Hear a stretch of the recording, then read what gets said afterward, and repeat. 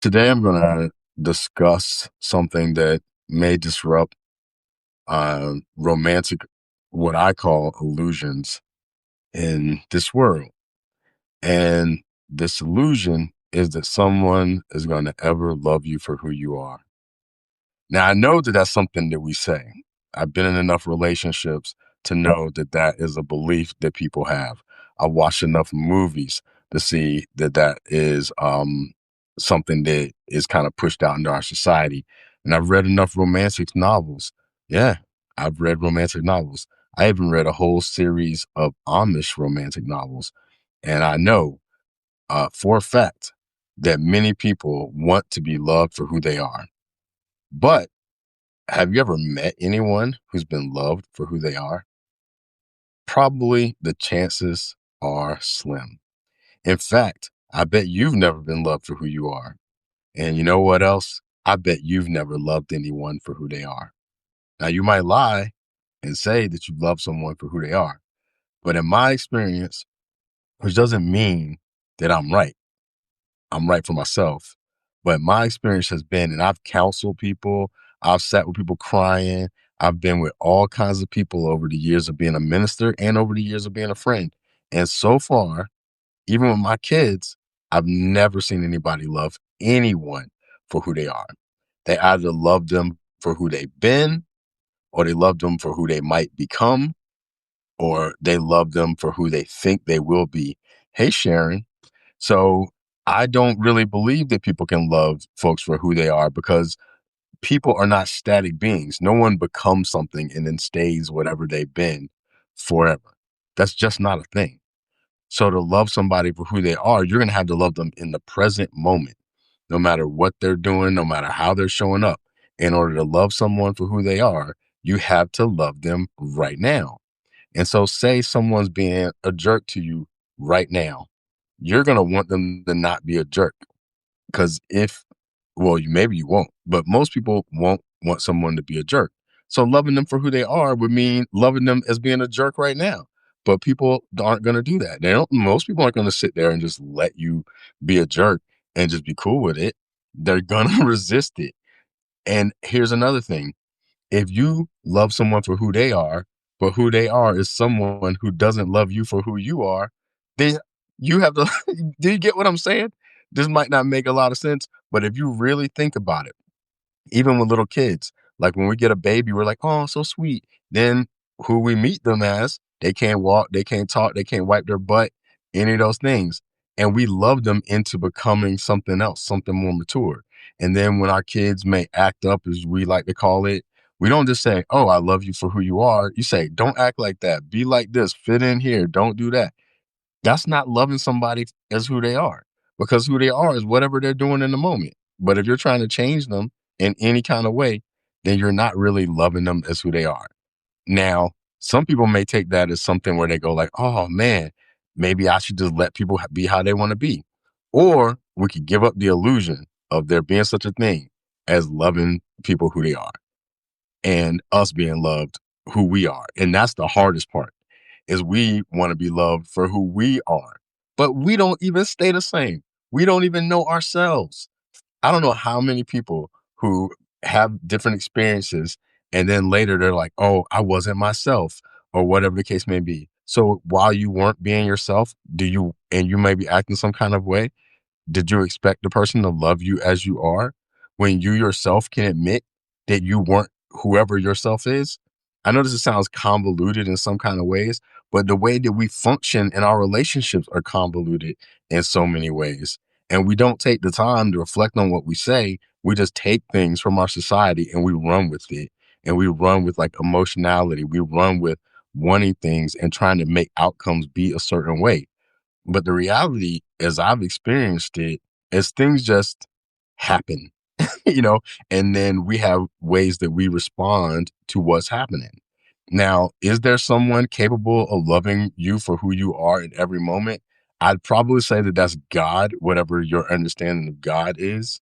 But I wouldn't even go so far, and some people might not like me saying this, who are Christian and have their certain interests and beliefs. I'm Christian, but I don't believe some of that stuff. But I don't think Jesus loved people for who they are.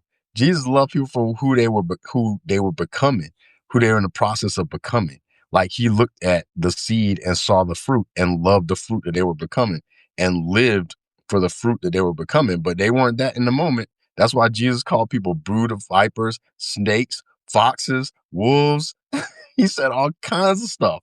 He called people twice. He said, you go out looking for one convert and you make them twice as much a son of hell as yourself. He called his best friend Satan. So that's not loving someone as themselves. That's him thinking that they could be better and then loving them as they could become. That's what Jesus's teachings were.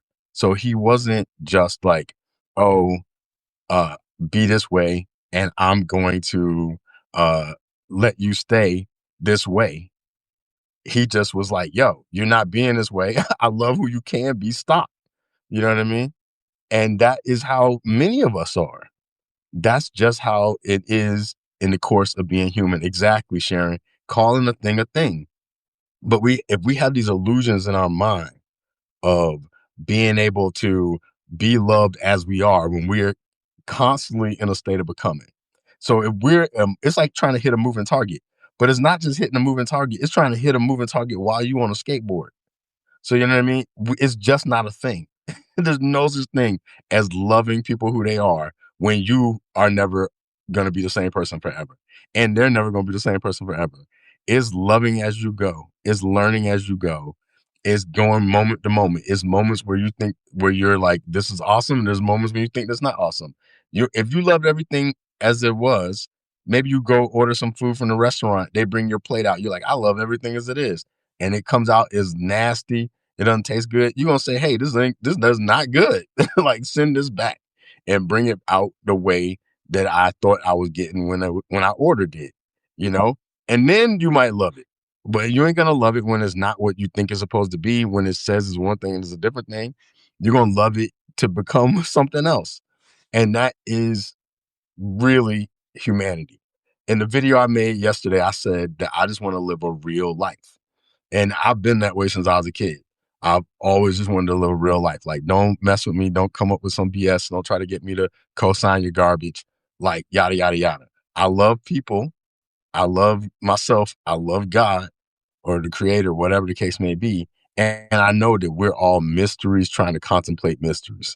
And there's a lot of things that we're not going to get about ourselves. There's a lot of things we're not going to get about each other. And we're never going to get everything about the creator. So this love thing has nothing to do with what something is in a particular moment.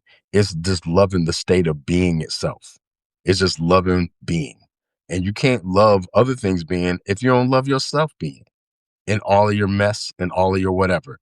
And if you can do that for yourself, then perhaps then you can do it for others.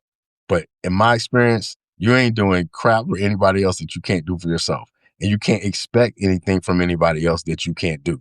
So my advice to all beings and anyone who listens to this, next time you catch yourself saying, I just want some people to love me for who I am, just realize that you are saying something that makes no sense and that chances are you can't do it. I've never, ever in my entire life, to include my parents, ever met a person that loved anyone for who they are. It's always, I love who you used to be. I love who you might be.